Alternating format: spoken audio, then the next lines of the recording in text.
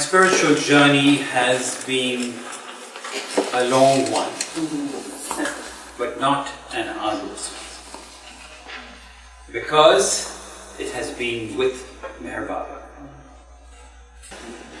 I'm often asked this question, when did you meet Meher Baba? And my answer is, with a smile, Meher Baba came to me, I did not come to him. I was 2 months old when Meher Baba came to Dehra Dun and spent time with my family, carried me around for several hours and placed me on his lap. And many, many years later, when I did the first book on Meher Baba, it was called In Life of Love. Today, talking about the new life, which is probably one of the most intense, but also very enigmatic phase of Meher Baba's ministry. I personally lead my spiritual life based on what I have gathered from the new life. And hopefully, after we finish our day of going through the several different aspects of the new life, you too will be able to take away a large number of lessons that one gets by following the new life. So today's session is going to be in 2 parts, and I'm hoping that all of you will be here for part 1 and part 2, because it's one continuous whole. And while it would take several days to go through the various different steps and the journeys that Meher Baba took during the new life, today we'll have kind of an abbreviated version, but also with several of the elements enlarged and explained. So, I'm going to start with the new life had a mission, and I'll read the mission first. The new life has 4 phases of labor, begging, gypsy and Langoti life. This new life is endless. This new life is endless.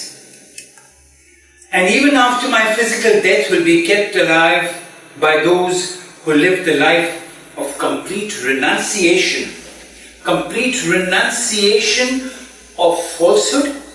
So the sentence would go like, complete renunciation of falsehood, complete renunciation of lies, complete renunciation of hatred, anger, greed and lust. And who, to accomplish all this, do no lustful actions, do no harm to anyone, do no backbiting, do not seek material possessions or power, or accept no homage, neither covet honor, nor shun disgrace, and fear no one and nothing.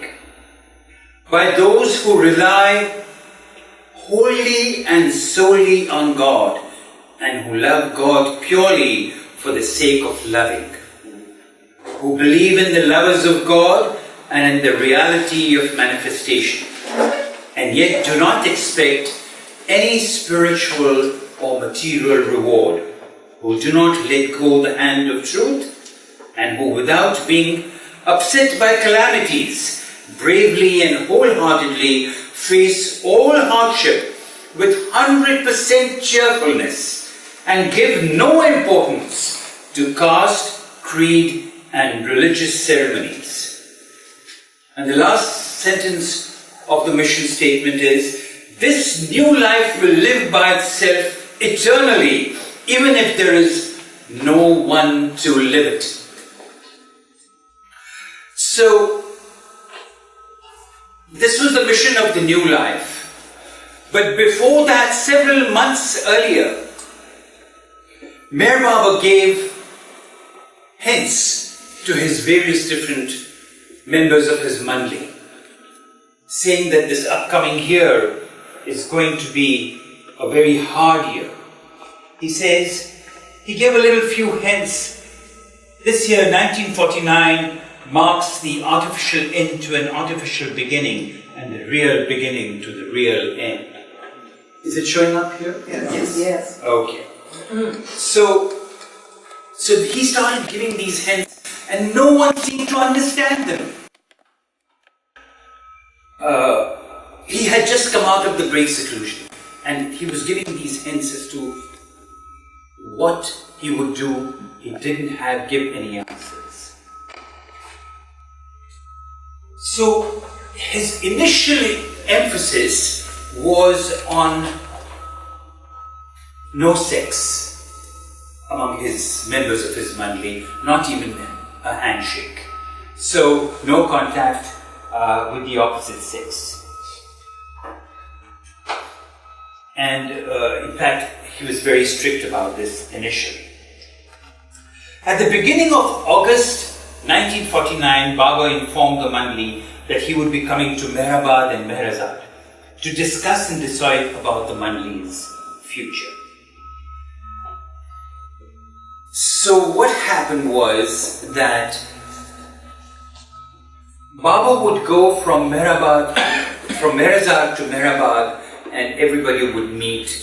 He would talk to the men separately, he would talk to the women separately.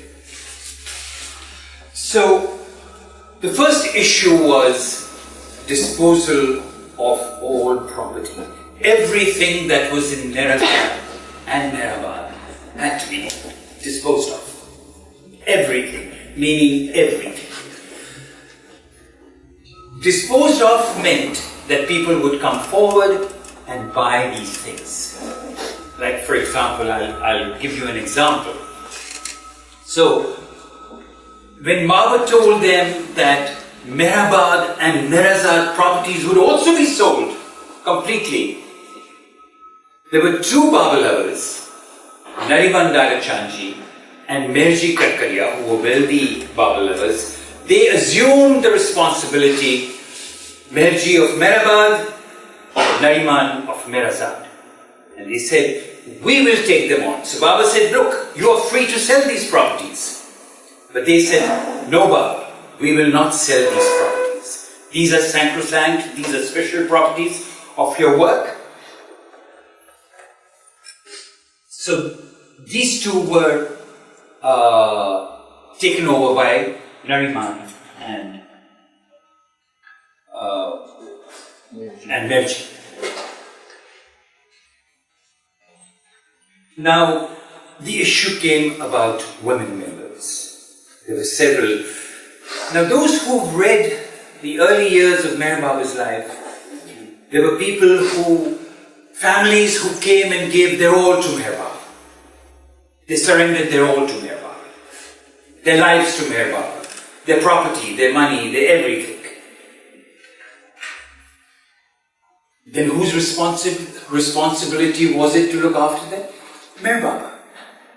So very often when the new life is narrated, people tend to forget what happened to these families. They were devastated. They felt as if the end of the world had come. In fact, there is a little story about Irach's father. Papa, his name was. He was there in Mehrabad when he heard about the new life and how Baba was giving up everything and going away. He went home to his house in Bindra house in Pune, and he was very morose. He was very depressed. Manu was Irach's sister. And one day in the course of conversation, he slapped her. She was a grown woman. He slapped her. He had never ever laid his finger on any member of his family, ever. And he went, sat in a corner and cried. Every individual who had who had given up their lives to Meher Baba were going through their own maelstrom in their own lives. They were going through their own period of agony, depression. So he gave a choice to the women who were there. He said, if you can't have some member of the family look after you, well and good. You can work for a living. You can have nothing more to do with me, or you can follow exactly what I say. So, some of the close ones like Mera Mani, Gohar and Meru, who eventually followed Meher Baba in the new life, obeyed Baba's instructions that these four would be selected and would go. But there was Kitty and Rana. They were sent off to Bombay and they took up jobs as teachers.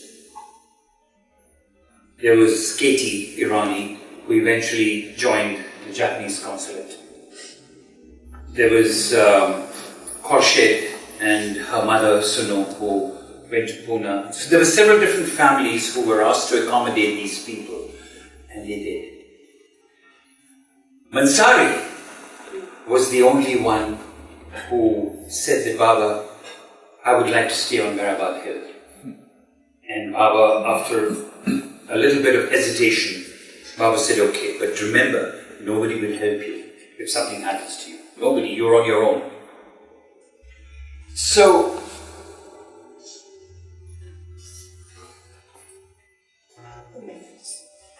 on August 1,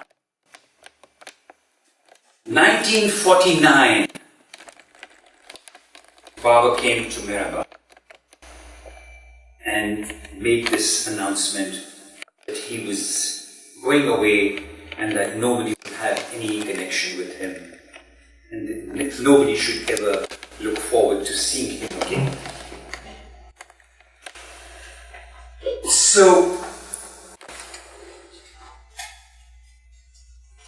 there were three kinds of forms that were handed out to all of them, including my father, who was also sent a form. These forms were sent out to different people all over the country. So, one form was Yes Wala, meaning, would they like to join Meher Baba's new life? And you had to sign, it was an oath, you had to sign and say yes. Then there was No Wala. You had to say you couldn't join, so you had no. And you had to send the form back. That means and you had to give a little reason. In my father's case, my mother had a tumor in her breast and she had to go through hospitalization and so forth. So my father said no. But as you will see as we go along, that didn't put him off the hook. And then the third category was the arrangement wallets. Those who made arrangements as they went along at various different places and so forth. So at the end of it, Baba gave this prayer. It was the first New Life prayer. May God help Baba to definitely take this step, which he's taking to give up everything and go away irrevocably, so that from October 16, when he enters the new life, there will be no turning back. Baba had never prayed to God, ever. Although in the new life, he continued doing so. But in the new life, he was not the perfect master. He was what you would term as the perfect seeker. So he ended the new life and said that the new life would start on October 16. Now I'll quickly go through the conditions, which were very, very stringent. First and foremost, we would take it as an absolute and unqualified certainty that you will not require even the slightest receive even the slightest spiritual or material benefit. So, over the years, people came to Baba for spiritual benefit. Nobody came for material benefit, because Meher Baba was a pauper. He had no money at any given time. Any given time. If you see his sadras that we have in beloved archives, they had 10 stitches on them. It was, so nobody came to Baba for material gain. They only came for spiritual gain. You should not expect that Baba will have his nazar on you, or that he will perform miracles, or use his spiritual key to protect you. You will not touch women except when necessary, your mother, wife, sister and daughter, or professionally when you are doing a doctor's profession. You will not enter politics. You will not express anger by word or deed to anyone, whatever the provocation, and you will not criticize anyone unfairly, either to his face or behind his back. You will tell no lies under any circumstances. Neither Baba nor you will accept homage from anyone, nor will you deliberately create circumstances that might invite homage. It must be clearly understood that although the conditions are binding on you all, Baba himself is not bound by any order or condition and is absolutely free for all time. The one and only thing, however, in which Baba not only is not free, but deliberately binds himself is regarding the condition that you will not receive the slightest benefit of any kind whatsoever, and that you must be prepared for every kind of disappointment and adversity. And the last one, these are 10 points. You will not commit any lustful action with anyone, male or female, young or old. So then, this photograph is, you'll be seeing a large number of photographs that are presenting for the first time. A lot of them were taken by my father. His name was Keki. My father's name was Keki. So this is declaring the new life. This is the first day of a picture of Baba at Mehrabad. And that's when he came. All his mandi gathered there. And he made the announcement. Irich drove him from Merazad to Mehrabad. He was in Mehrabad. And made the announcement.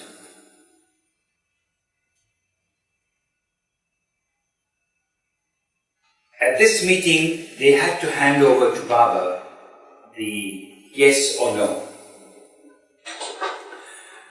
Now, this is a picture of those who were gathered there at Mehrabad, and these are the yes-walas. Now, the man fifth from left, fourth from left, Minu Karas. He was a yes-wala, but he had extenuating circumstances and he could not join the new life. But one yes-wala who said yes to Baba and said that he very much wanted to join the new life. He was devoted to Baba. He said, Baba, I need 1 month, or I need a little time to join you. So Baba said, why?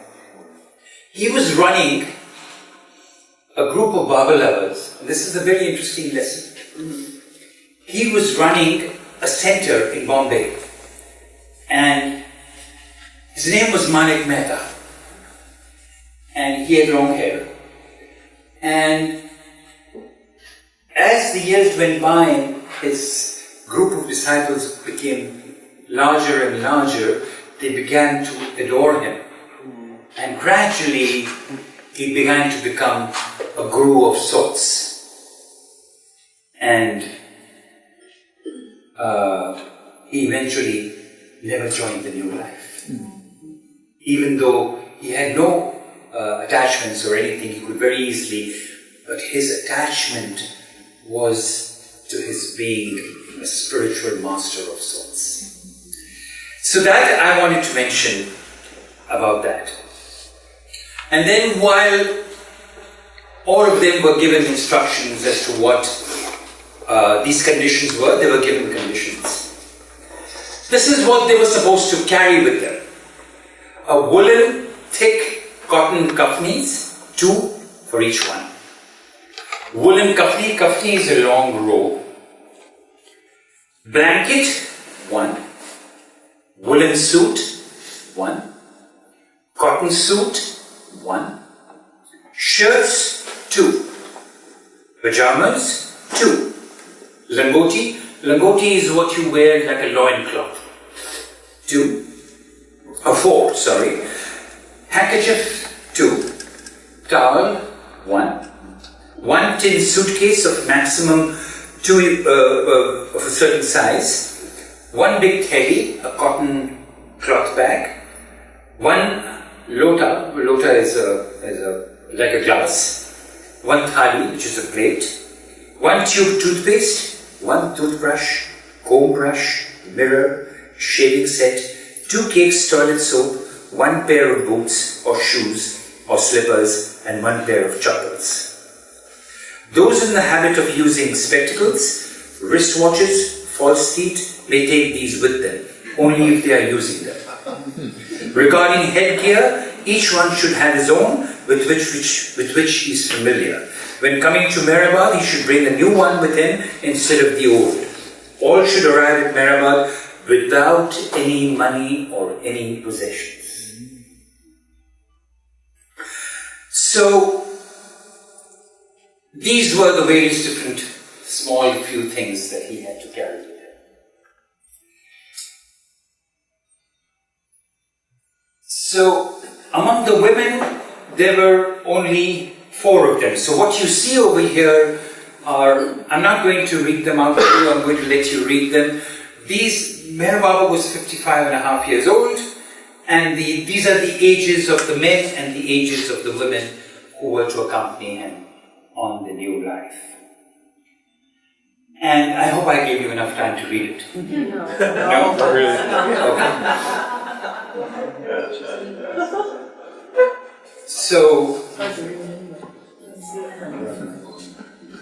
there were about 104. No, that's her name. That was his pet name, Anna 104. Yeah. It was. The story is that he once got a fever, and anytime Baba asked him, "How's your fever?" he would say, "Baba is 104. Baba is 104." So they gave him a nickname of Anna 104. His name was Anna Sahib. Anna Sahib 104. So that is what it was. So I'll move on. Now these are the 4 women Manli who were chosen to be with Baba. Mehra, Mani, Mehru and Gohar. Now when Baba did not announce the names of these 4 women, they were naturally very agitated because he did not announce the names right away. He had said that I would take 24 hours to announce the names and so forth. Now Gohar felt that she would not be selected to join them and contemplated suicide at one point because she said she couldn't live without him. But so immediately the moment she had this thought, Baba called her and said, "What are you thinking?" Which Baba did very often. Very often. A lot to people's embarrassment when they were sitting over there. And so Baba said, "Why would you think that I wouldn't take you? You are one of the 4. And she was pleased and so she was one of the 4. Now when Baba said that all the property had to be sold, which means all the crockery in Merazad. So Arnavaz bought a lot of crockery that she had gifted to Baba, she bought them back. And this set that you see, she donated to Beloved Archives. So we have this set in Beloved Archives, which she bought from the things that were disposed of.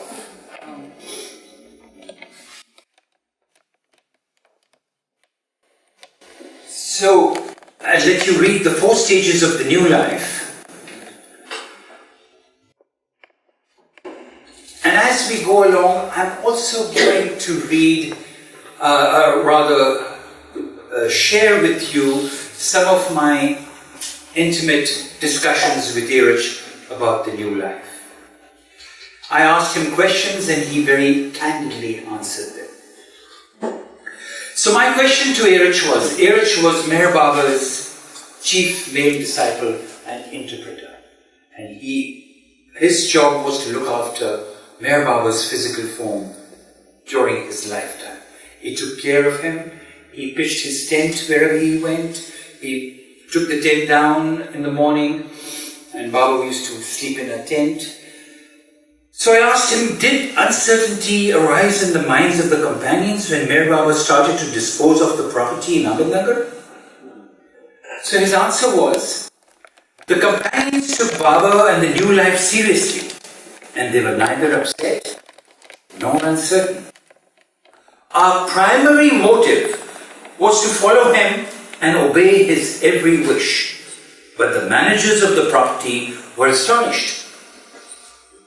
They wondered why Baba decided to get everything after establishing Mehrabad and Merzad. Why is he giving up all this? And in some corner of their mind, they said to myself, oh, he'll come back. So even when he started his silence, because Meher Baba was so talkative, they never really felt that Baba would keep silence. So I asked Erich, what was your mood? What was your feeling regarding the very strict conditions of the new life? So he says, for me it was no surprise, because I had known about them in advance when Baba gave me the points for writing up the draft in his presence. It mattered very little to me whether it was new life or old life, since I had not come to Baba with any expectations. He called me and I came. So at one point he says that when I was driving Baba back from Mehrabad to Meherzad, Baba asked me, so what did you think? And Erich said, Baba, I have come to you for such a life. So,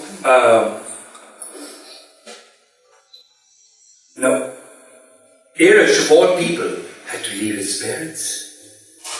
He had a brother. He had to give up his house. So he was one who had to give up a lot.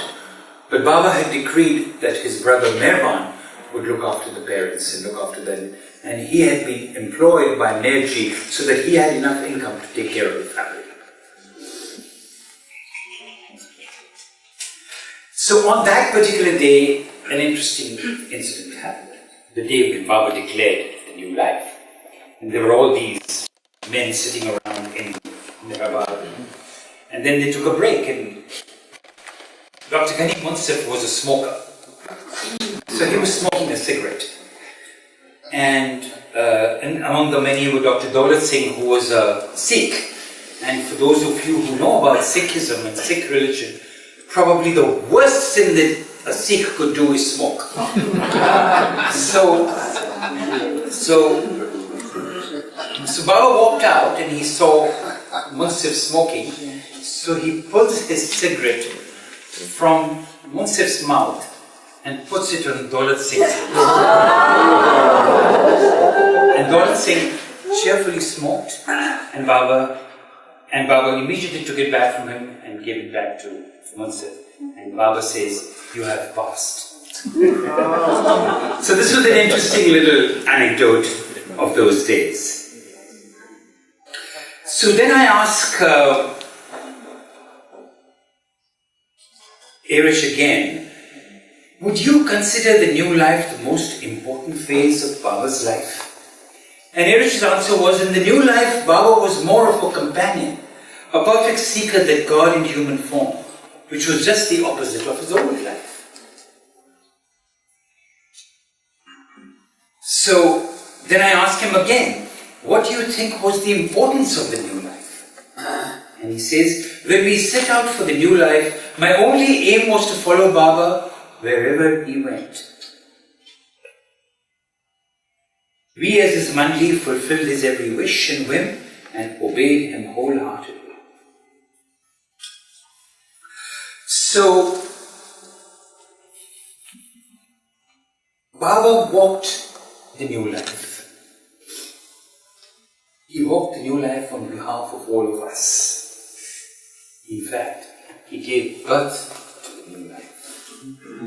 The Mandli simply followed him in his footsteps. But Mani was once asked, Mani Irani, his sister, was once asked, can you tell us, can you share with us your intimate feeling of the new life? What did you feel in the new life?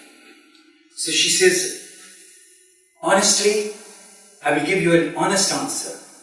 I felt complete freedom. She used the word complete freedom. A breath, and she uses this expression, a breath of the real freedom.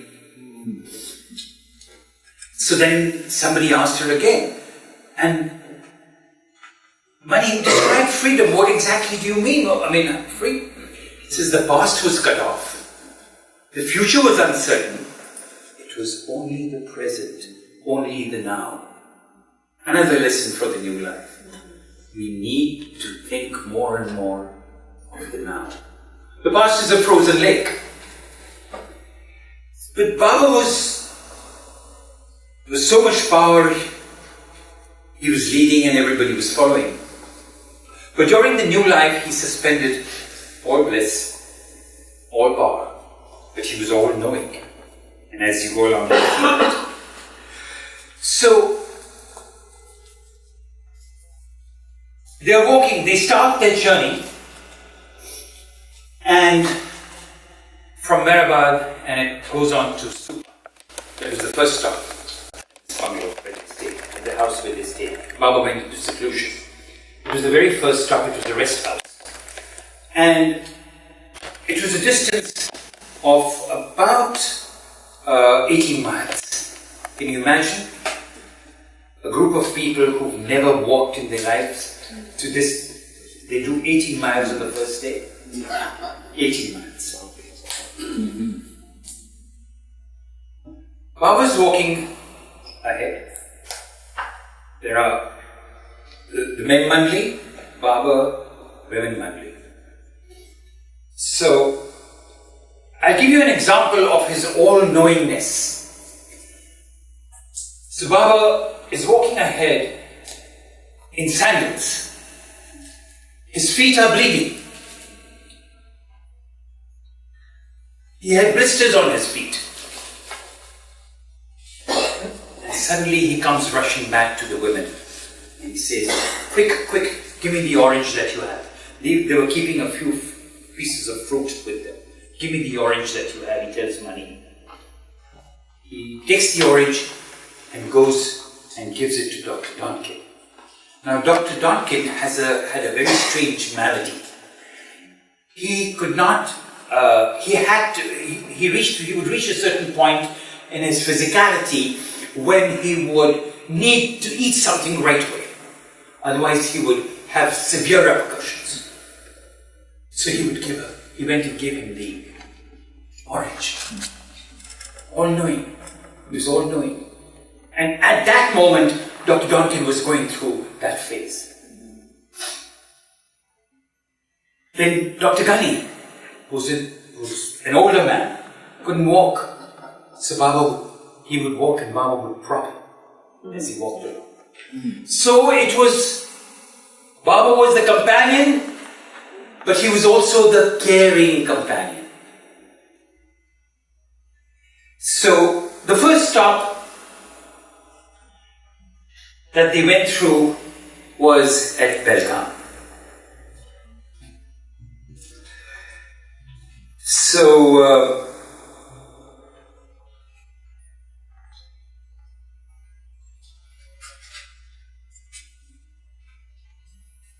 when the avatar takes birth, as we know, takes a human form with all the frailties. He puts aside his divine attributes of all knowledge, all power, all bliss. But he has a complete option to use them. And In the new life, he gives us examples of how he uses his power and his knowledge. And the companions learn to realize that. So they reach Belgaum, and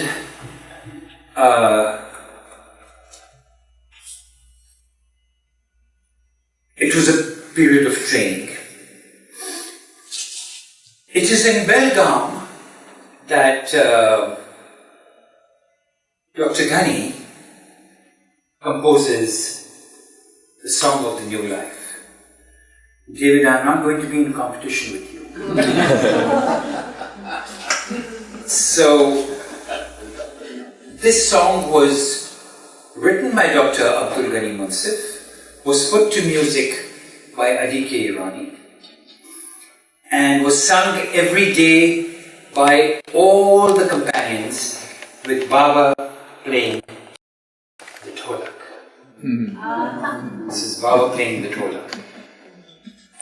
Someone was going to bring a tholak today, but didn't.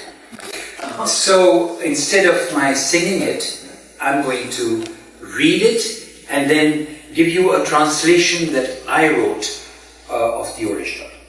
So you're going to rap again? Mm-hmm. Give me a little rap for me? I'll just sing the first two lines to get the rhythm of it. Suno meher baba ki खामोश बानी, इसी में है सब आशिकों की कहानी। सुनो मेहर बाबा की है जीना तुम्हें गर नई जिंदगानी, करो तर्क दिल से ये दुनिया है Fani. This is the tune. It goes on. The same tune goes on in every paragraph. So what I'll do is I'll first read the original Urdu and then I'll read the English. खुदा के भरोसे पे हम जा रहे हैं, खुदा के भरोसे पे हम जा रहे हैं, कसम से इरादों को गरमा रहे हैं। गजल नामुरादी कि हम गा रहे हैं, बला और मुसीबत को बुलवा रहे हैं। उम्मीदों का रोना न वादों का शिकवा, उम्मीदों का रोना न वादों का शिकवा, न इज्जत से मतलब न जिल्लत की परवाह, न गिब्बत किसी की न खतरा किसी का, यही रंग है अपनी अब जिंदगी का। The first two lines were given by Meher Baba, and then Munsif Baba kept adding to it, and so it was a collaboration between Baba and Munsif, and then the tune was put by Hari. ख्यालों में उलझन है, बाकी न बंधन है, न खुद न गुस्सा का कुछ काम कंचन है, मजहब रिश्ता न कुछ फिक्रे तनमन, सबर एक किश्ती में शेखो बेदन, न अपने लिए कोई छोटा बड़ा है, मुरीद और मुर्शिद न मौला रहा है, उखवत का बाहम जो रिश्ता जुड़ा है, हमें दर्द और गम से मजा आ रहा है।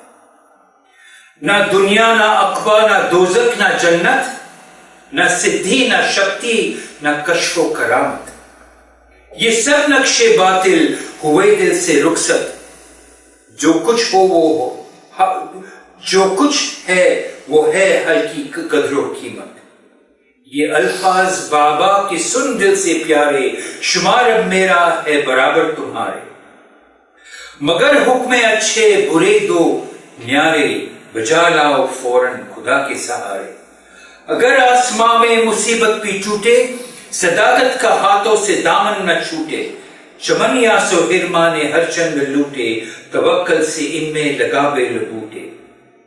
चले दिल पे छुरिया मगर लबो खंदा, ये एक रम्ज है जिसको करता हूं उरिया, तेरे तंग दस्ते में दौलत है पिन्हा, गदाई पे तेरे करे रश्क शाहा, है बेशक खुदा और बरहक नबी है बेशक खुदा और बरहक नबी है, वे हर दौर अवतार हरदम वली है, हमें तो फकत बेबसी बेकसी है, कहूं क्या तुम्हें क्या ये नई जिंदगी है.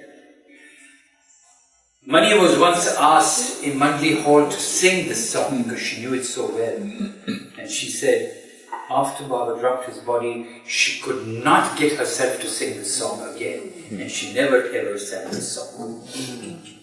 The meaning is so rife with spiritual instructions, deep spiritual instructions. And it embodied the journey that they were taking. And every day they had to sing the song, all of them till the very end of the new life. So I translated this a few years back, and it goes like this. Listen to the silent words of Meher Baba, for in these words live the stories of all lovers of God. If you are committed to live this new life, let go of the false life. We have accepted this path, relying solely on God. Strengthened with the oath we have undertaken, we are happily singing the song of hopelessness, cheerfully inviting calamities and difficulties. We have no expectations, nor fear broken promises. We do not crave honor, nor care to be disgraced. We don't backbite and are not in awe of anyone. That is the beauty of our new life now. We are not confused, for we have severed all ties. We have let go of greed, pride, anger, and lust. We have no religion and no attachment to the mind or the body. To us, the Sheikh or the Brahmin, both are alike, all in the same boat. For us, there is no one high or low. For us, there is no disciple, no master, no godhood. We have fostered a bond of brotherhood. In this oneness, even pain and suffering now gives us joy.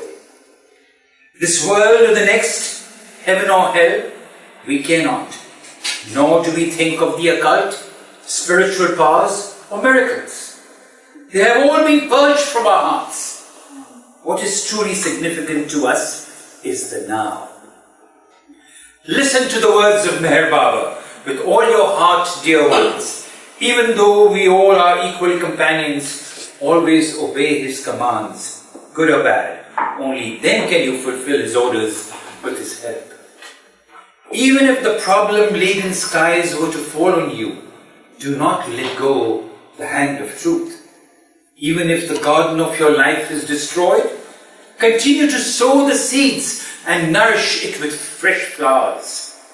Even if a knife cuts through your heart, have a smile on your face, for in your hands is a vast treasure, and believe that your penniless life is the envy of kings. There is God and there are prophets. Every cycle has an avatar, every moment a saint. But for us, there is only helplessness and hopelessness. How else can I describe the new life?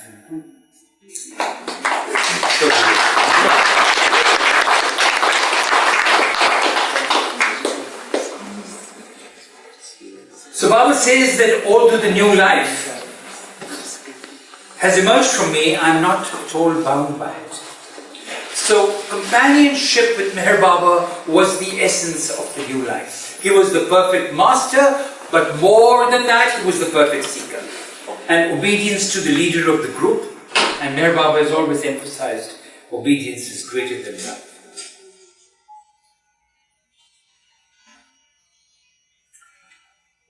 There are 4 phases Baba mentions of begging, Langoti life, gypsy, labor, and they function as long as I am. So this one. So Baba says that the theme of the new life is renunciation. So, what kind of renunciation is Baba talking about over here? So one day he's in the house, seated inside, and it's raining heavily outside. And suddenly, a young man takes shelter in the veranda during the rain. So Baba tells Aloba, go check who's outside. So Aloba goes and he says, there's a young man, Baba. He's taking shelter from the rain. So, is he wet? He says, yes, Baba. So he says, take him in, give him a change of clothes, and give him a cup of hot tea. So Aloba obeys and he does that.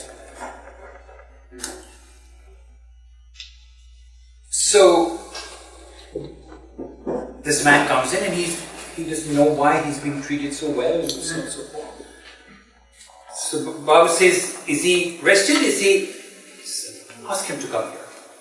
So he comes into Baba's presence. He still doesn't know who this man is, but he's struck by Meher Baba's beauty and presence and his grandeur and his majesty. He's struck by it. He says, I am going, where are you going, young man? He says, I'm going to Rishikesh. Rishikesh is a religious town near Haridwar, which is these two places. Haridwar and Rishikesh are the most religious cities in India. And millions of people come there to take a dip in the Ganges, the holy Ganges. So this man says, I'm going to Rishikesh. Why are you going to Rishikesh? Oh, I'm seeking God realization. So he says, where will you find God realization? He says, in an ashram. So Baba says, have you known of anyone who gets God realization in an ashram? He says, no. So he says, but I can give you God realization. By the time he recognized he was in the presence of a very high spiritual personage. So he says, Baba says, I can give you God realization, but will you obey me 100%? He says, yes, Baba, I will obey you 100%. He then recognizes these. He says, okay, go out, sit with my men, they'll tell you who I am and what our journey is and so forth. So he goes there, spends some time, he learns about Meher Baba, comes back, and he says, yes, I will obey you 100%. He says, I want you to go to Rishikesh and spend 3 days there. Bow down to all spiritual masters, yogis, mahatmas, gurus, this, that and the other. And then go back to your home. But remember, where are you from? Delhi. Remember, when I call you, you must come right away. Yes, Baba. This is a promise? Yes, it's a promise. So he does that, he goes back. I think a short while later, he goes back home, he's detached from his wife, he's detached from his job, he's detached from his children, he lives a life of a renunciate. Baba calls him. He says, so, have you been leading the life that I told you to live? Yes, Baba. Now I've come to live permanently. I've renounced my wife. I've renounced my children. I've renounced my job. So, Baba says, very well. Rest here for 2 days. And I want you to go back to your family and call me. But when I call you, you must come right away. So 3 years later, he comes back. So he says, you've come now? Are you ready to obey me completely? I said, yes, Baba. He said,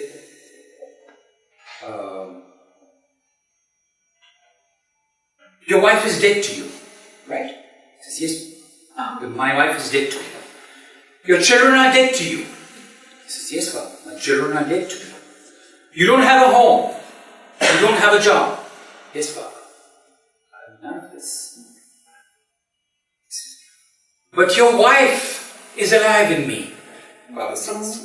Your children are alive in me. You are alive in me.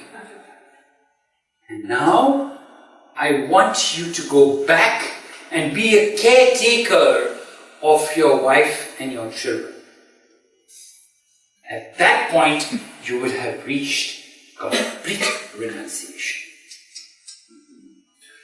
So, I mentioned to you at the beginning of the talk that this is my spiritual journey as well. So,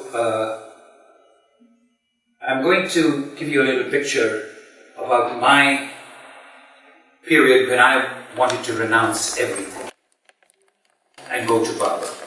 So this is a photograph of me at the Third World Religions Conference. I'm on the extreme left. And this was a conference I attended, the Third World Religions Conference in New Delhi in 1965. And this man is a Greek Orthodox priest. The Pope had sent his emissaries.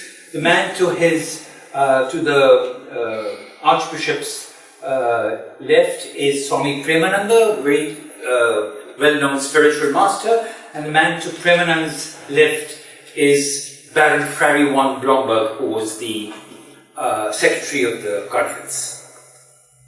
So, when Baba left Dehra Dun in 1953, I did not take it well at all. So for 10 years, I suffered tremendously. I had no interest in studies. I wanted to leave my family, to leave my home. And I wrote to Baba saying that I was coming. And I would not listen to anyone. I had not told my parents. I bought my tickets. However, at one point I did tell my mother because I didn't want to shock her. So, I sent this message to Baba, a letter saying I was going to come to Mirazgarh. So the first thing that Baba did was send a message, a cable, saying, renounce nothing but your present attitude.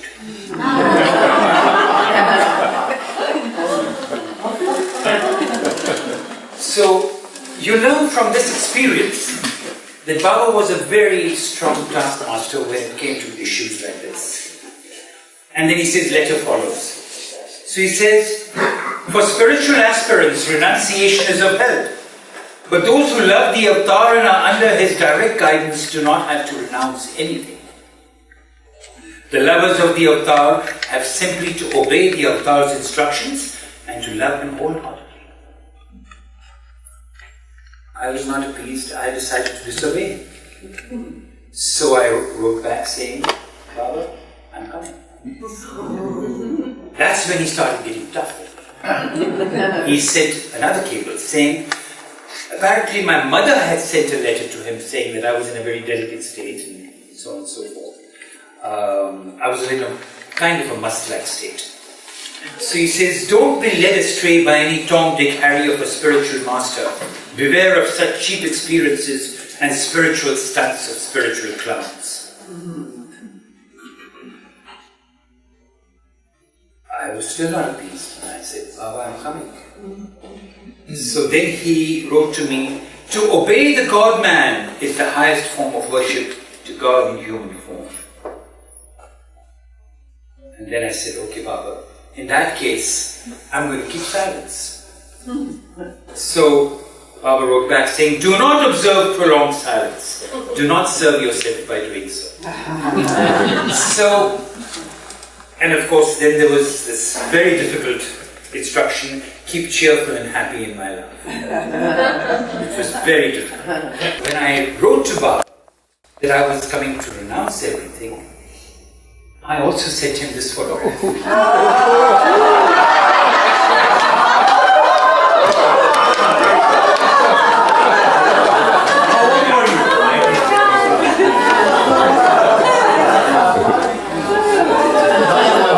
Did you do the oratory like Vivekananda did in 1894? Part of it where he said, "My dear brothers and sisters Yes. of America." Right. And they said the whole room was just... They stood up. That's right. So you did that for Baba. So I sent him this picture, and I wanted to be the last photograph of my parents. So apparently Eric told me later years, Baba said, "What a good-looking man."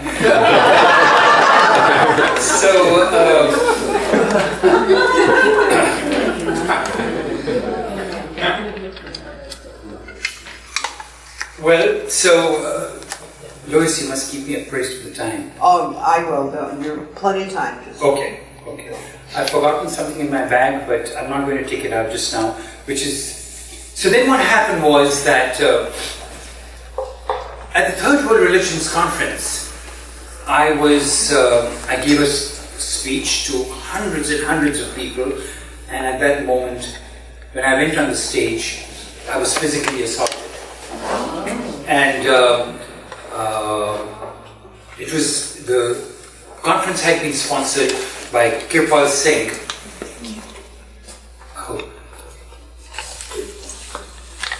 If you open one of the zips, you'll find... Sorry. Thank you.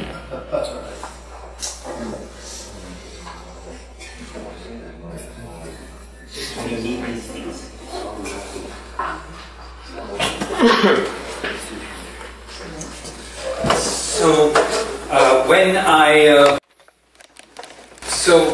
I had this terrible experience of being assaulted on the stage and forgetting my speech. But in the morning, Baba had sent me a cable saying, "I'm with you at the Third World Religions Conference." And somehow I saved the day, and Daulat Singh met me. He was considered an advanced soul and a spiritual master. And then in the evening, I went to a Zoroastrian meeting where the head priest of the Zoroastrian staged a walkout because I mentioned Mayor Baba's name. So, and then I wrote a letter to Baba, and Baba asked me to come over, which is an entirely different story, which I'm not going to narrate now. But what I'm going to narrate is something very essential, because on May 4th, 1965, when I went to be in Mayor Baba's presence, again, I'm not going to narrate the full thing, because there's a lot more to go through. But Baba asked me to narrate everything that happened in Delhi. What happened? Who assaulted me? Why? It was a very tough going. Also, the Zoroastrian priest who staged a walkout.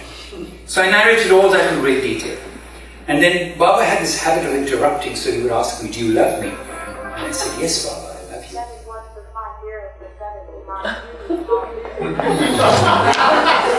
That's so. Baba interrupted. So, switch off your phones. So, and as I kept narrating, Baba encouraged me to keep going on, not to stop.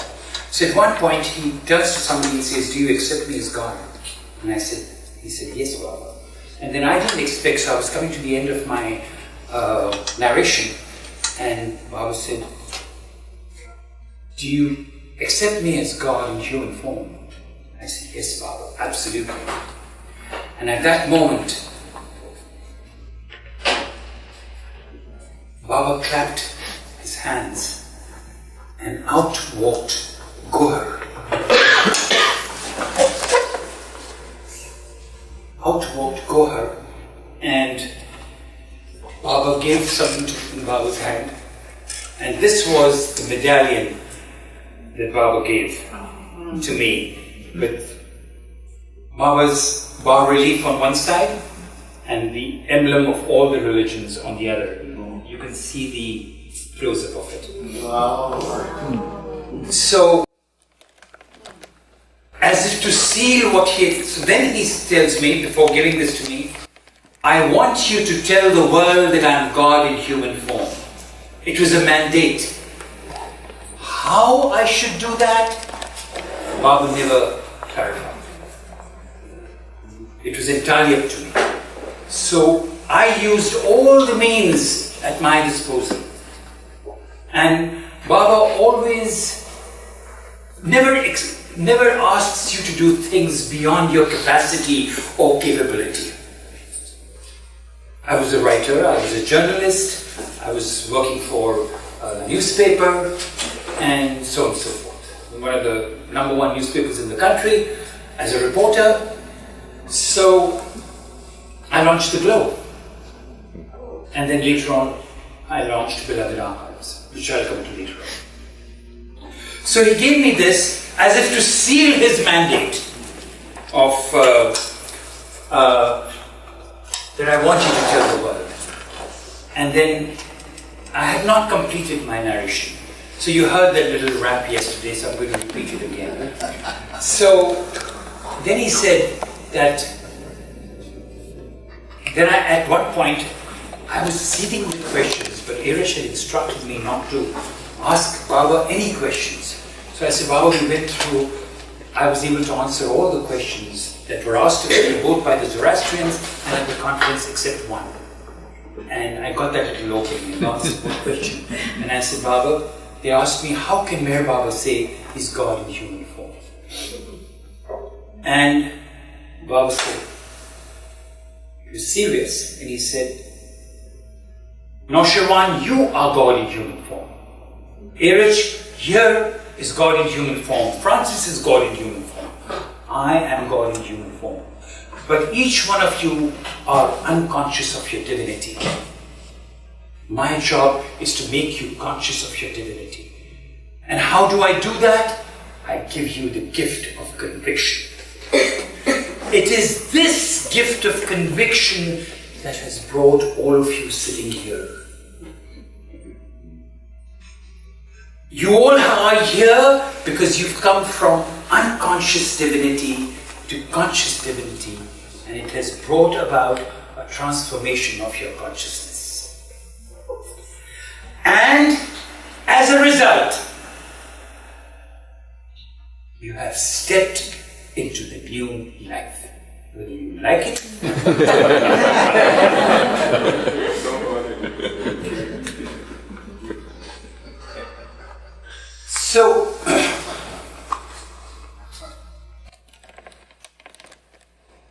So absolute renunciation,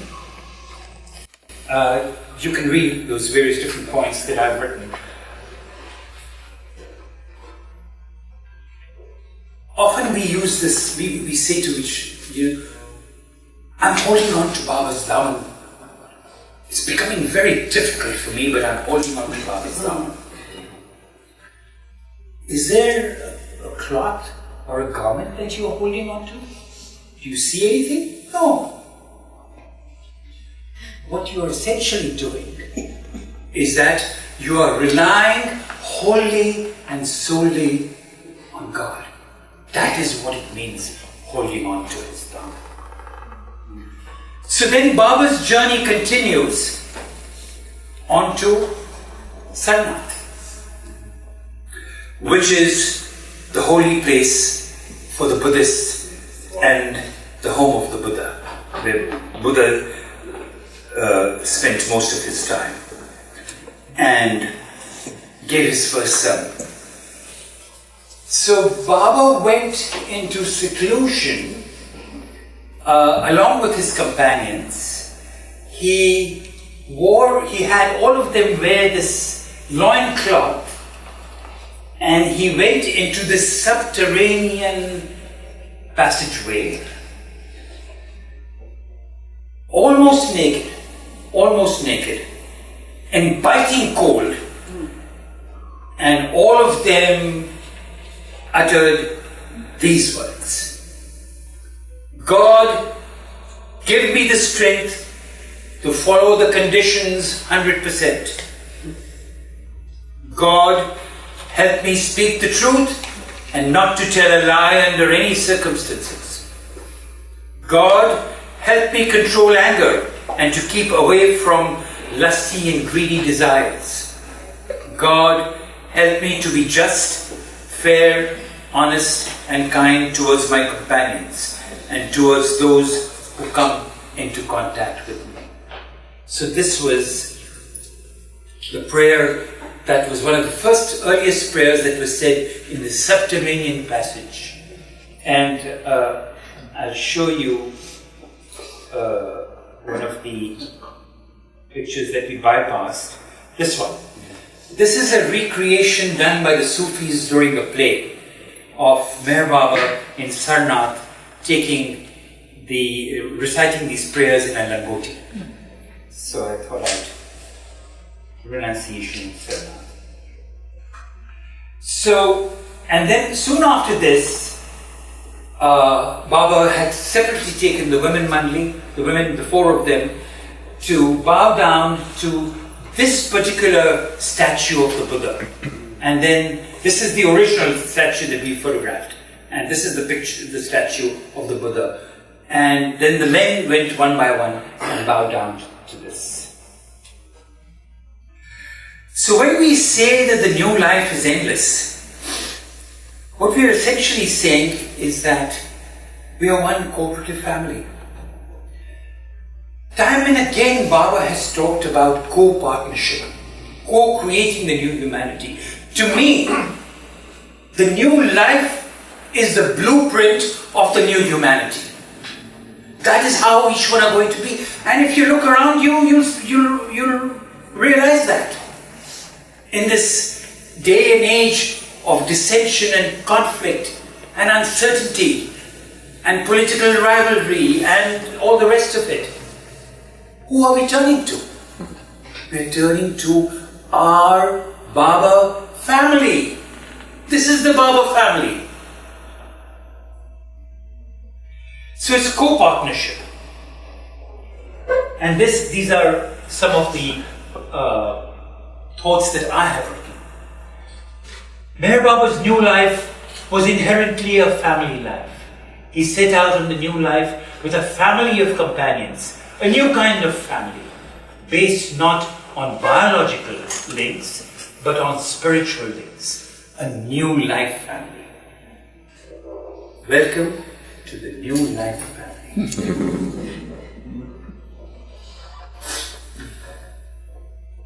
But the new life journey was not an easy one.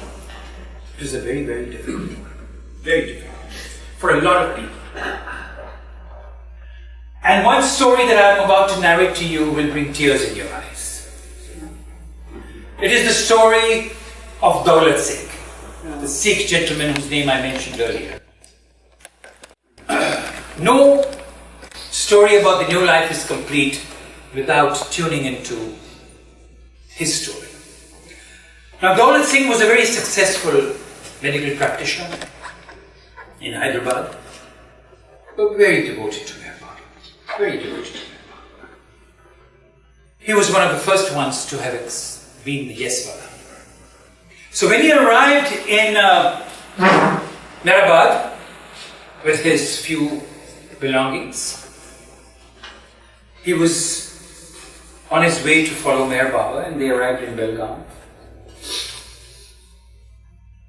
And they often camped under trees, in orchards, sleep under the stars. So one day they camped along the journey, and Baba woke up Arish and said, let's take a tour of the encampment and see how everyone is doing and how everyone is sleeping and resting. So then they walk a little distance and Baba tells Arish, do you hear some sound? A hissing sound? He says, yes, Baba. He says, let's go in that direction. So they go in that direction, and what do they find? The Daulat Singh is sitting on a log sobbing. Now that was a grievous violation of the new life. You cannot express any moods. You cannot express any sorrowful feelings. So, this is Daulat Singh, along with Dr. Duncan on the left, in Mehrabad. So, when he started to see Baba. He didn't expect Baba. So, Baba says, Daulat, you do know that you violated the prime condition of the new life? He said, yes, Baba. Then he tried to get out of it by saying, Baba, you came to me, I didn't come to you. He says, we'll talk about it in the morning. So they got up in the morning, he called everybody, and Daulat Singh narrated that he was sobbing at night. And he said, why were you sobbing? So he says, Baba, what I did not tell you was that my daughter was about to get married 3 days later from when we started the new life on October 16th. And today is the 3rd day. And just before leaving, my daughter said to me that I'll be married in 3 days and you're not going to stop attend the marriage even if it's 3 days away. He said, no. He says, now I know that you're not my father. And that broke his heart. And he says, I remembered her words, and that's when I started sobbing. So Baba said, you do know that you will have to leave. So he said, yes, Baba, that is what you wish. So Kaka was carrying a little bit of money, gave him the money, and said, but this is what I want you to do. I want you to go away, but follow the new life. So he said, yes, Baba. He left. And Erich and everybody said that it just broke our heart. But we couldn't express any moods or any feelings. He goes home. He's welcomed by his wife and family. Till he tells them the next morning he has to go out and beg for food. So he goes out and starts begging for food. Because that's the 10th condition of the new life. So the Sikh community in the area, they beg of him, we'll give you food every morning, evening, and every morning and evening. Please, it's an insult on the Sikh community. Please don't beg for food. He wouldn't listen. Then his family started getting aggressive with him. Then they started beating him up.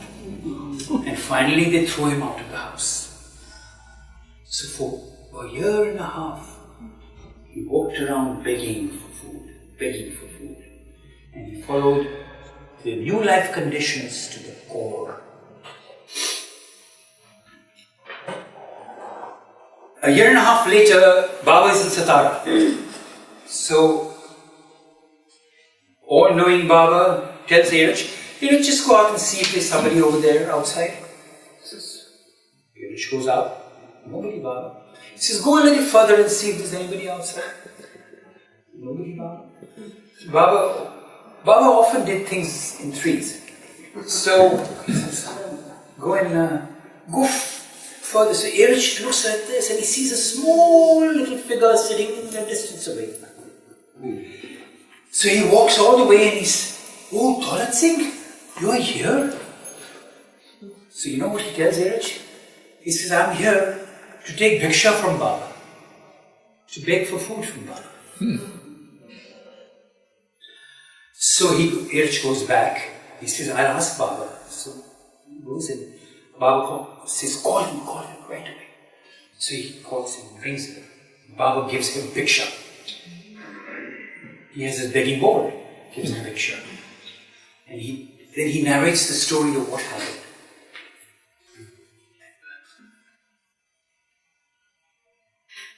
And Baba starts, tears down Baba's eyes.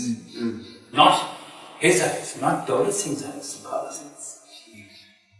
And he says, you have fulfilled the conditions of the new life to its nth degree. I now free you from these conditions. I want you to go back, start your practice, be with your family. And I will one day visit you. So time goes by and he goes back, he starts his practice, he becomes a good medical practitioner, and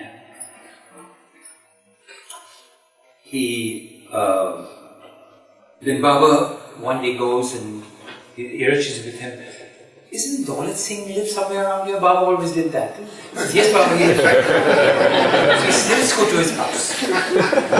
They enter his house, the door is open, he's sitting there. There's a chair there that has never been occupied, which was supposed to be for Baba. So Baba goes and sits on the chair. He's thrilled to bits. And Baba says, I told you that I will come. I'm here. And then Baba sits for some time, gets up and leaves. He says, Baba, but I haven't given you a cup of tea. He says, I'm happy. And then a short while later, a few months later, Daulat Singh passes away. So that is an incredible story of the new life. Then Baba moves on to Benares, which is known as Varanasi today. And this is the old picture, this is the new life, robust picture of the new life of Baba in Benares. So Baba says that even after my physical death, will be kept alive by those. So since we are the co-creators of the new humanity, why do we call ourselves the co-creators? Because Meher Baba has completed his work 100%. Now it's entirely up to us to follow the tenets of the new life. Not to go on a pilgrimage the way Baba did, because he did that pilgrimage for us, but to follow the various different tenets of the new life. And this is what some of my thoughts. What I've said is that Meher Baba's new life is inherently communal. The companions were told that whatever they earned for a living, they would have to share that they would look after the other companions, that they would care for them. So then Baba goes to Benares, to Varanasi, and two of his disciples were sent ahead of time to look for some kind of accommodation. And one of them remembers that his name was Baba Das. He remembers that he had introduced a Baba family to Baba about 6 months back. Their name was the Khare. He was also a doctor, he was a practitioner, an eye specialist. So he contacts him and he says that yes, I know Dr. Nath who lives in Benares, and I'll be happy to talk to him about it. But he doesn't say anything about Baba or about Baba being there. So the next thing you find is that Baba Das and another companion makes an arrangement with Dr. Nath. And this is the entrance to Dr. Nath's house in Benares. So Dr. Nath was a very successful, wealthy doctor, eye specialist, who has no clue about Meher Baba or about his companions. So, and strict instructions were given not to tell anybody about Meher Baba. That's how the expression elder brother comes in, that they would refer to Baba as the elder brother. So,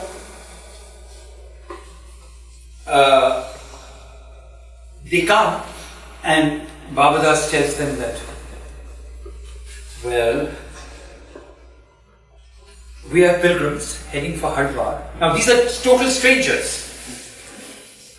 And we are 24 of us. And we need food to be delivered. Breakfast, lunch and dinner. But you cannot bring it. You have to send your man. So he said, yes, I will be happy to do that. Because they are pilgrims. So he goes and Baba stays near the station and they deliver the food every day. Meanwhile, Baba arrives. Comes to the station, he gets off the compartment and he's looking around. Suddenly Baba spies a man and a woman standing on the bridge of the station. So he tells Dheeraj, who are those two people? They're just probably bystanders, people, all kinds of people are at the train station. He says, no, go and ask them who they are and what are they looking at and what are they waiting for. So Dheeraj goes and says, it's not an easy life with the avatar, with the master. So he says, so are you waiting for somebody? He said, yes, there is a party that's going to come here. He said, do you know about that party? He says, no, we don't know, but we are waiting for them. Because he tells Baba, he says, Baba, we are waiting for a party. Pack up, we have to leave. They were strictly told not to inform anybody. How did they know that there was a party coming? And what are they waiting for? So go and tell them that there is a party coming, but we are sorry, we can't accept your hospitality, we are leaving. So they go back and they say, but sir, we don't know what the party is. We only brought our car here because we had heard that there are 4 women in this party. And we figured that it's a long distance to my house, to this place where I'm going to set up this party. And I just came for that. So please forgive me for any. So Baba, Dheeraj goes and tells Baba, and Baba says, okay. Sorry. So they had no clue, but they just thought that make it comfortable for the ladies. So they go and then this is Mrs. Nath, who did all the cooking. But most times they thought she was the lady servant. She did all the cooking. And then this is her father and this is her mother, who played a role in the sense that they contacted somebody in Benares to find out whether there was a man with long hair and a moustache and whether he was silent. They were curious to know. So it was they who then arranged for a secret photographer who took this picture of Meher Baba while Baba was going into for begging along with Ali K. So during the new life they carried a choli. A choli means a bag, a cloth bag, and on it was written Prem se diksha dijiye, give alms with love. But they also carried this container, and this is a picture of one of the containers that was carried.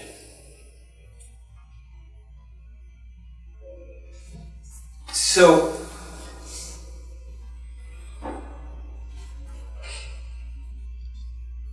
Baba in his new life said he was very, very particular about not expressing hatred, even towards the Britishers who were there at that time.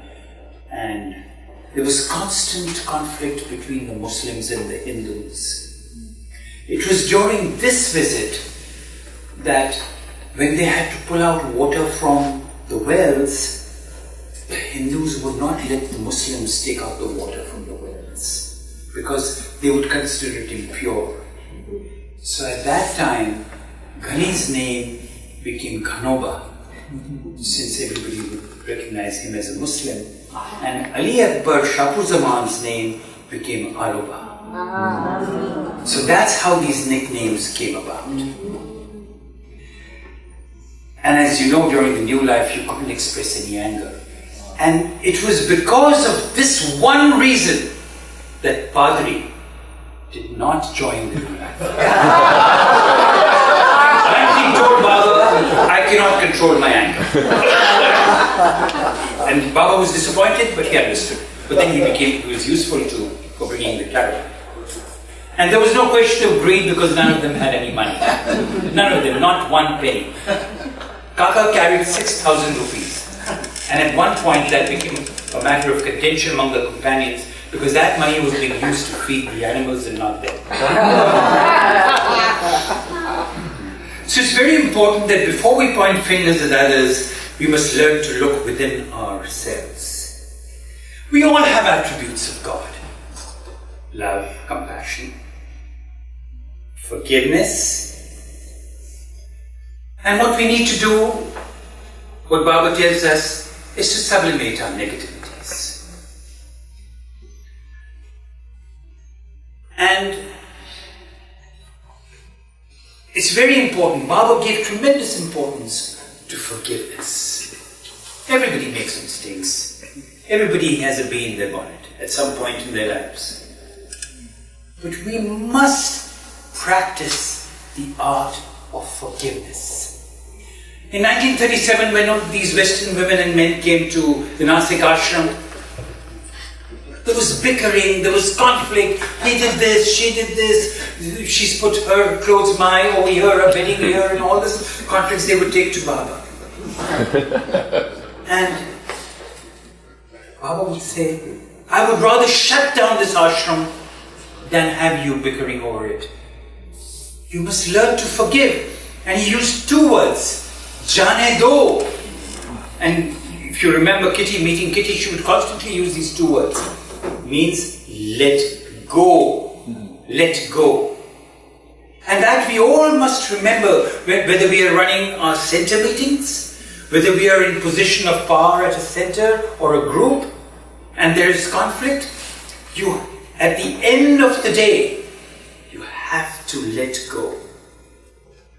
Baba often said that when you come in my presence, when he was in the body, when you come in my presence, leave your mind outside, but bring your heart with you. So then, as they came to Benares, they had the animals. How did they get these animals? They went to Dr. Nath and said, Dr. Nath, we need a white, spotless horse. So he says, yes, I can arrange that. I can send one of them. Yes, but we also need a camel. This is Eresh's job to ask all these questions. Oh, very well. But we also need 2 bulls. So he says, oh, well, I'll try and arrange for these 2 bulls. And he said, but we need 2 asses.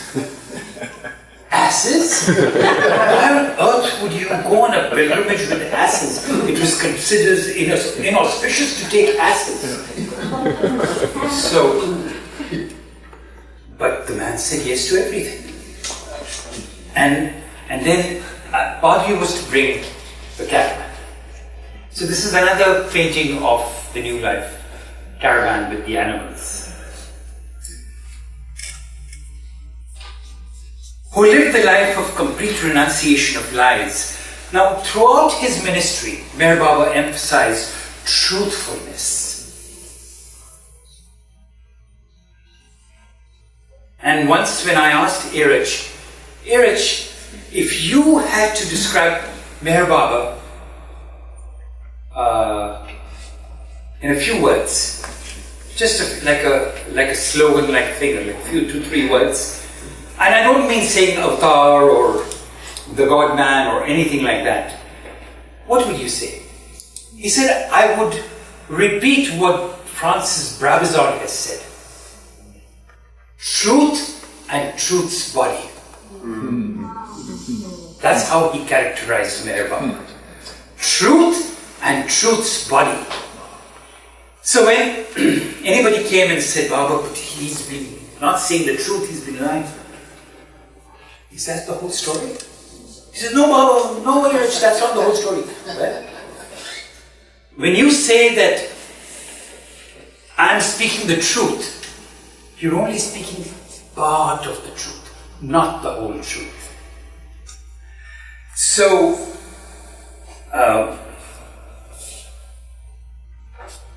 earlier I mentioned to you about forgiveness, but this is a nice picture of Meher Baba in the bullock cart and traveling through the dusty roads of India sometimes.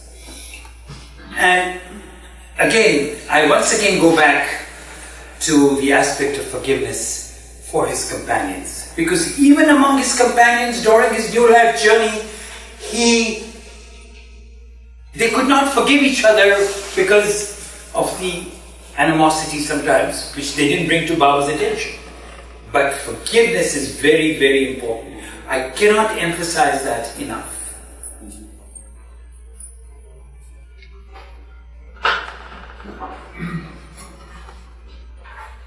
Very often in Baba literature you'll see the word harmony.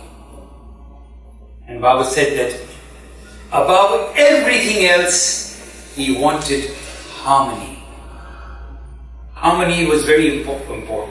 And how would you inculcate that harmony? By being tolerant towards others. We all have our neurotic tendencies. But we need to sublimate them. But sometimes what we do is, when we are unable to forgive, we shut Baba out. And then we wonder, why don't I feel Baba's presence? But that's because we've shut him out. Because of our lack of forgiveness.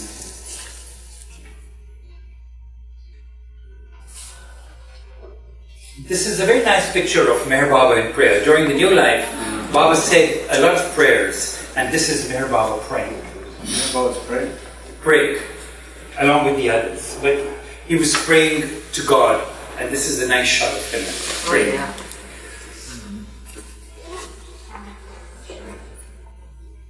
Who lived the life of complete renunciation of greed. Baba always emphasized that one has to let go of greed. Earning money is not a bad thing. It's how you channel that money which is important. So sometimes the gains of greed are short-lived. Again, lust. This is a photograph of Baba bowing down to Irich during the new life. There were periods when Baba would bow down to his mandli for his work. Or if he had erred in any way, or say if Baba had expressed an anger, he would ask them to hit him with their slippers and he would then bow down. So, sorry, I'm going back. Who lived the life of complete renunciation of lust.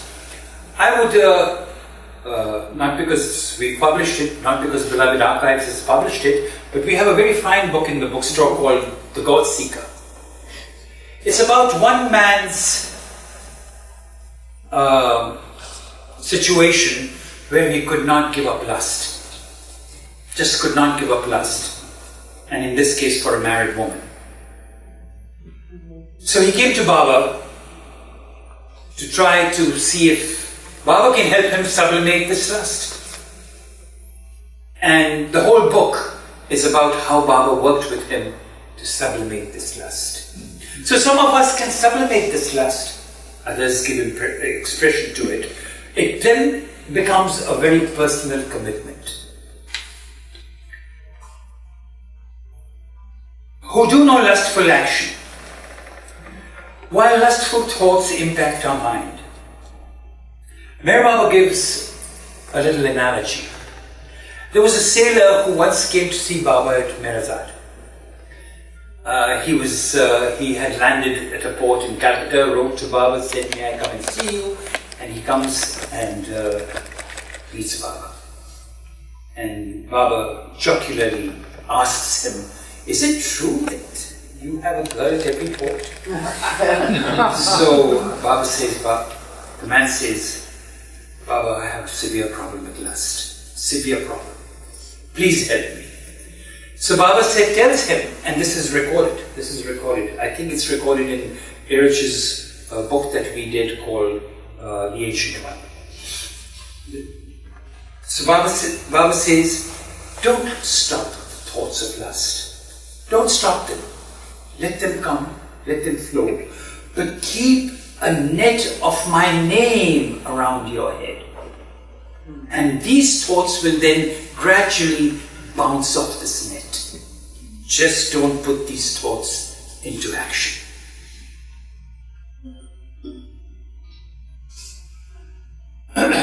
Baba, gradually he went his way towards getting closer towards Dehra Dun. And just as he stayed at YMCA, which was just outside of Dehra Dun.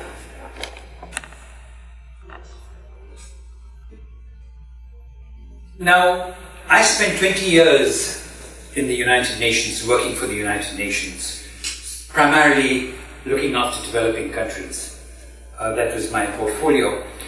And during my period in the United Nations, I learned that it was very, very important to care for our universe, to care for our planet, to care for the climate. Climate change is tangible, it's here, it's now. It impacts people. Especially the developing countries, where I have issued press releases when I was working at the UN of people plucking leaves off the trees and eating them because they were environmental refugees. They would go from one country to another country and the other country wouldn't have any food, and so they would pluck trees. They would boil stones and drink the soup. So there's one part of the world that is suffering, and it becomes incumbent of us who live comfortable lives to give a thought to that. And as you read through Baba's life, he cared for animals, he cared for plants, he cared for trees, he cared for the climate. So now we come to Dehra Dun, and here we come to Baba with Shatrughan Kumar. Now some of you have met him, some of you may have not. But he used to live 4 miles away from where we lived. Now,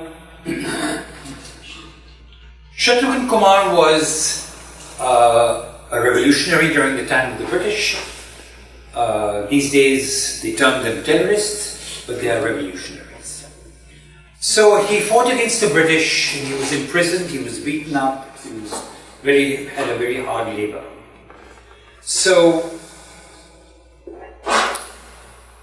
there's a story that apparently he was in prison and he was so fed up, he didn't believe in God, but he said, if there is a God, if there is a Mr. God, release me in the morning. There was a knock on his door the next morning and he was released. He went back to farming. He had a plot of land, he had quite a bit of land. And so before Baba was to come to Dehra Dun, he asked my father, whose name was Keki, and another Keki, his name was Keki Desai. So there were 2 Kekis. Then both of them were asked to look for a plot of land with possibly a house where Baba could come with his companions, and if necessary build on it, if need be.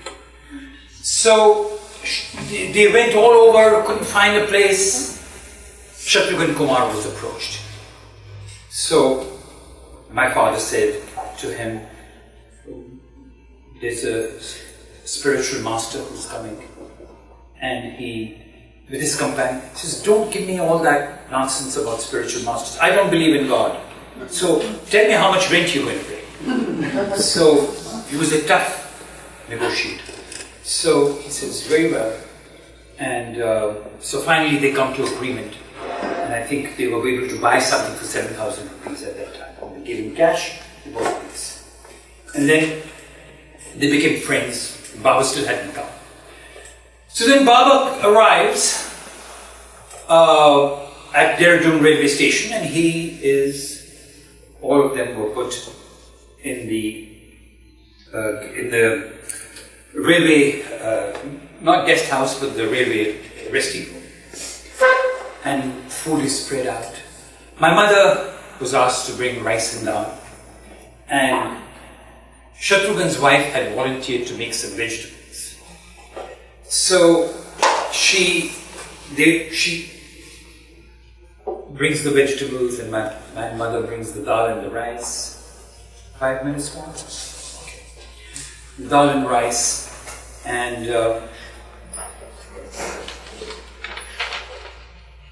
Baba was introduced to everybody. And Shatrughan's turn comes and he says, "Your wife made these vegetables?" He says, "Yes, Baba." He says, "Did she make them on time?" Because when Baba said 1 o'clock, he expected food at 10 o'clock. Did she make them on time? He says, "No, Baba." "So how did you deal with this situation?" He says, "Baba, I hit her." So Baba said, "Is that so?" He pushes the tray aside. He says, "Baba, I beg of you, I will never ever touch my wife again in this way. Please." So Baba said, "You promised me in front of everybody?" He said, "Yes, Baba." And he said, "I forgive you this time. Never again raise a hand on a woman, your wife or any other." So he eats there. And then he becomes a devout follower of Meher Baba. As you know, Amrit is his daughter who's married to Dara and Meher Baba. So many days go by and Shatrughan and Baba are walking, and he says, they stop and Baba says, "So, are you going to keep your promise? You promised me, right?" He said, "Yes, Baba." So Baba says, "And I have kept my promise to you." Shatrughan is stunned because he had asked for Mr. God. At that moment, it was what T.S. Eliot calls the timeless moment in his life, when he recognizes Meher Baba's divinity, falls at his feet, and becomes his lifelong disciple. So,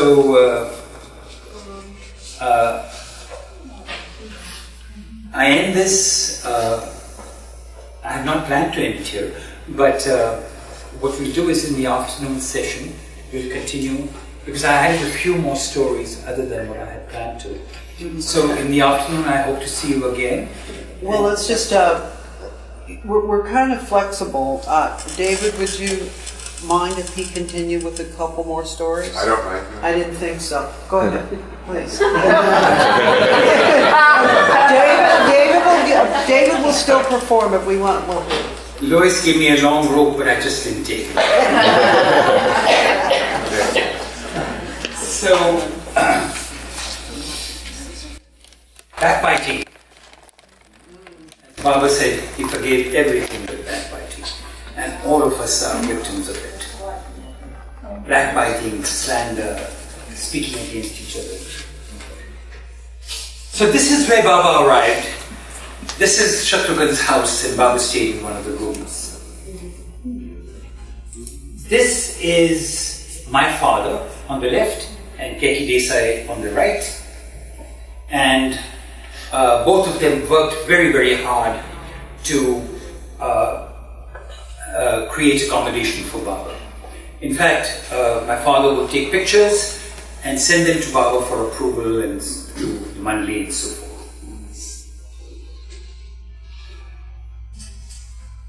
Who do not seek material possessions. As I said earlier, he did not ask us not to make a living. He just did not want us to accumulate wealth to a point where it's all consuming. And now, when he arrives in Dehra Dun, he meets the Lalawas. So this is my mother, my father, and myself. Outside of 36 Lytton Road, which was the headquarters of the New Life. And then this is a picture of me that my father took. Naosherwan, how come you are Anzar and your dad was Nalawala? That's a question that we'll answer later. So, Baba says that he emphasized no politics, but those who were in politics, Baba would let them continue. Power leads to spiritual degradation, and there is no doubt about it. It's addictive. So Baba usually advised his followers not to engage in political activities if they can help it. But there were people like Sardar Amar Singh Sehgal who were parliamentarians, and they were fiercely devoted to Baba, like fiercely. And they would go to meetings, war councils, and put Baba's message on war in front of Prime Minister Jawaharlal Nehru, or he would stand up in the middle of the parliament and say, "You guys have no idea. Let me tell you what Meher Baba says." So those are the kind of people. It's like somebody standing in Congress and saying, "I'll tell you what Meher Baba says." That kind of a man was Amar Singh Sehgal. So those who were in politics were in politics. Now this is a picture of me in the new life.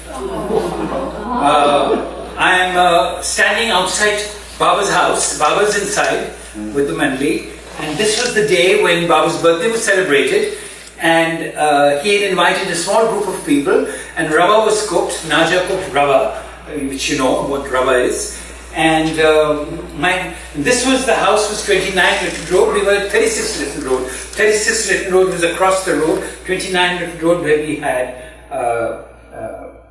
where Baba was staying. So, we've already done this. Oh, sorry, I went back. Who accept no homage. And I have already told you about this man.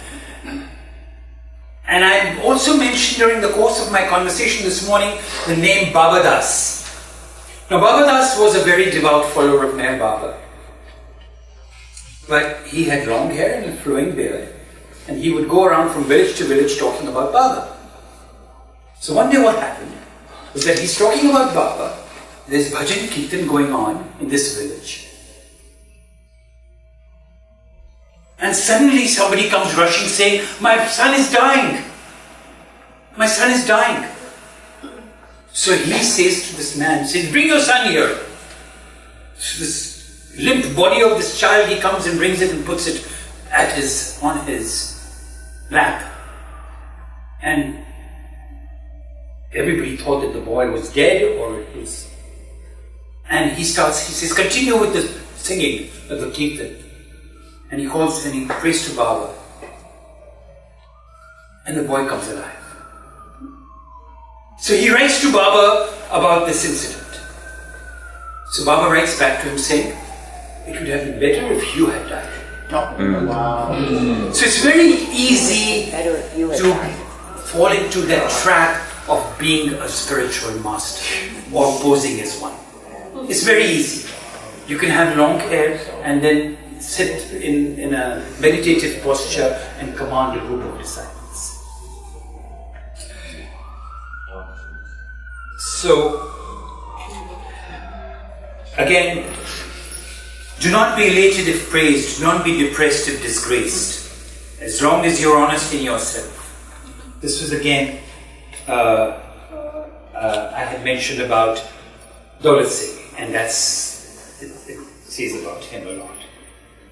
This is celebrating Zoroastrian's birthday.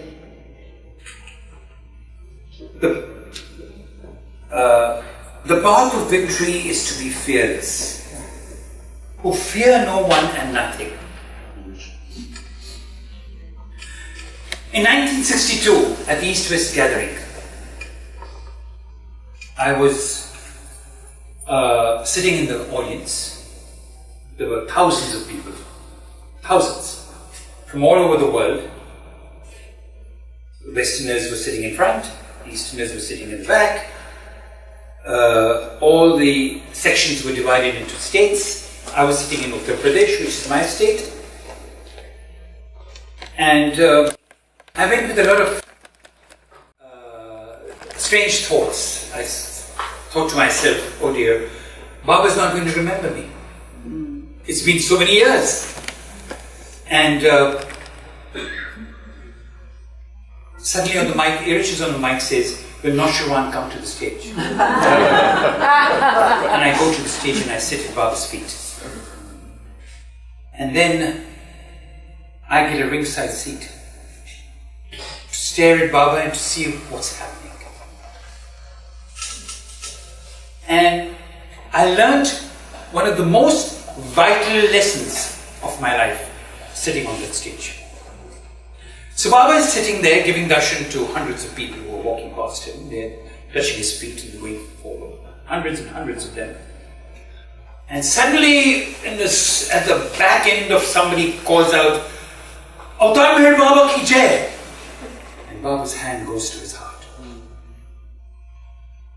And then Baba continues. Even though he's talking to Iraj or Elizabeth Patterson was sitting there in front of her, or Shuddhananda Bharti was sitting there, somebody or the other. And then again, the Russian program would continue, and people would give messages, and there was Harry Kinmore there, and so on and so forth. Again, somebody would say, Jai Baba! And Baba's hand would go to his heart. Now, I figured that nobody would have seen this.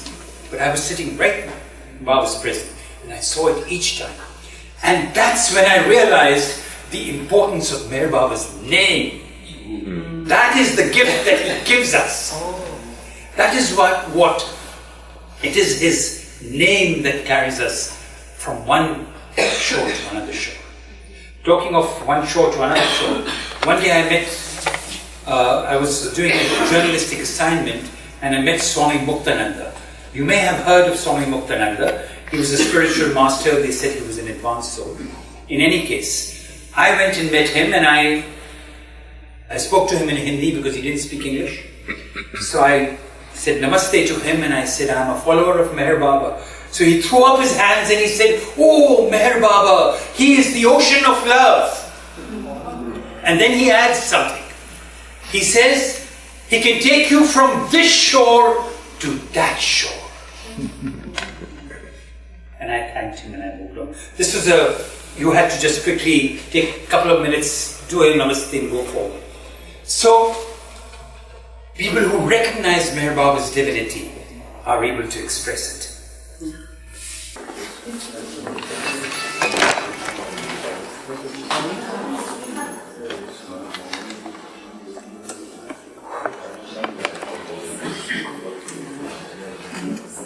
So, I have already mentioned this about relying wholly and solely on God, on Him.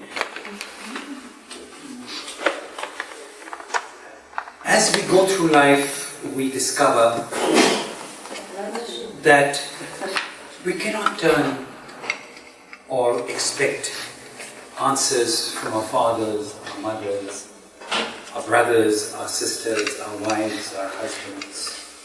We cannot expect answers from them. So who do we expect answers from? The man who can give us answers, who can give us solutions to our daily lives. And that's what Baba says, rely wholly and solely on God. And that is what means to hold on to his Daman very end. And not to get sidetracked by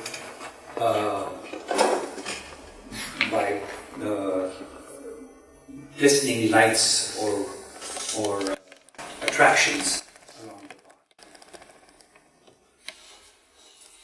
Who love God purely for the sake of loving. Meher Baba wants us to love him because he is love. Not in the spirit of bargain, I will love you if you fulfill my mundane desires, but because we must love him. He is the embodiment of love. He is love. And it expresses his love even today.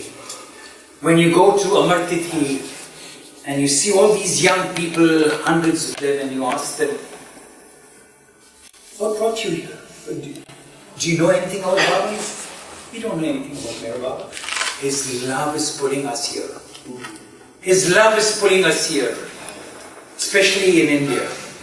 There are hundreds of people in Baba centers. And you ask them, do you know anything about Baba? Or even when he was born? No interest. What are you interested in?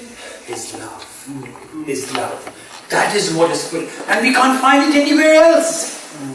So Meher Baba was the embodiment of love. He is the embodiment of love. And it is his love that will take us from this shore to that shore. Avtar